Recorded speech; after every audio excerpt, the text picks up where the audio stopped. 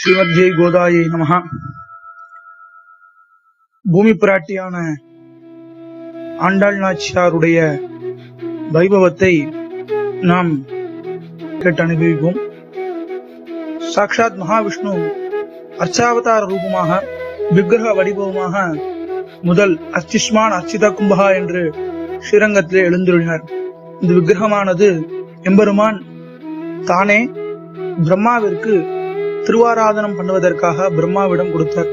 அப்பொழுது உயர்ந்ததான துவாதசாட்சரம் என்கிறதான ஓம் நமோ பகவதே வாசுதேவா என்கிற மந்திரத்தை எம்பெருமான் பிரம்மாவிற்கு உபதேசம் செய்து, இந்த மந்திரத்தினாலே இந்த எம்பெருமானுக்கு திருவாராதனம் செய்துவார் என்று எம்பெருமான் ஆக்ஞை அளிக்க, பிரம்மாவாலே கல்பகாலம் திருவாராதனம் செய்யப்பட்டது.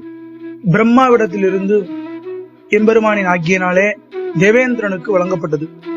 அப்பொழுது பிரம்மா பெருமாளிடத்திலே பிரார்த்திக்கிறார், பெருமாளே, எனக்கு என்று ஒரு தேவரீரே கொடுத்த பரிசு இது, இந்த திவ்யமங்கல விக்கிரகம், இதை என்னிடத்திலிருந்து பிரித்து தேவேந்திரனுக்கு வழங்குகிறீர்களே என்று கேட்ட பொழுது, பாரத தேசத்திலே தெற்கு திக்கிலே பூமி பிராட்டி திருவதாரம் செய்ய போகிறாள், அவளை பார்த்து கொண்டே நான் சயனம் செய்ய போகிறேன், அந்த இடத்திலே பிரதிஷ்டை செய்வதற்காக இந்த விக்கிரகம் பாரதத்தை பூமியை நோக்கி எழுந்துருள பண்ண வேண்டும், ஆகையாலே தேவேந்திரனிடத்திலே இந்த விக்கிரகத்தை ஒப்படைக்க வேண்டும் என்று கூறுகிறார்.